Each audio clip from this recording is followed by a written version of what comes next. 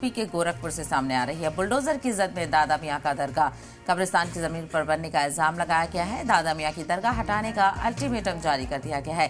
तहसीलदार ने 15 दिन का अल्टीमेटम दिया है। बताते चले कि कई साल पुरानी है दादा मियां की दरगाह, तो 15 दिन और फिर बुलडोजर कार्रवाई देखने को मिलेगी। तो अलग अलग जगहों पर बड़े पैमाने पर बुलडोजर कार्रवाई देखने को मिल रही है। तो वहीं यूपी के गोरखपुर में भी अब दरगाह पर बुलडोजर की गाज गिरती हुई नजर आएगी। बुलडोजर की जद में दादा मियां का दरगाह कब्रिस्तान की जमीन पर बनने का इल्जाम लगा हुआ है कि दादा मियां का जो मजार है, दरगाह है, वो कब्रिस्तान की जमीन पर बना हुआ है।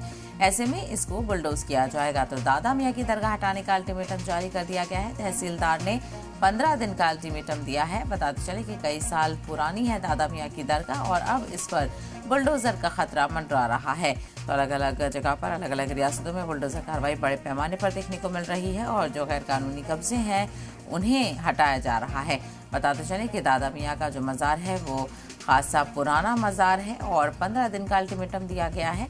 यानी 15 दिन में जो भी दस्तावेज हैं और जो भी लाहे अमल है वो पूरा किया जाए। उसके बाद जो बुलडोजर है इंतजामिया का वो चलता हुआ नजर आएगा।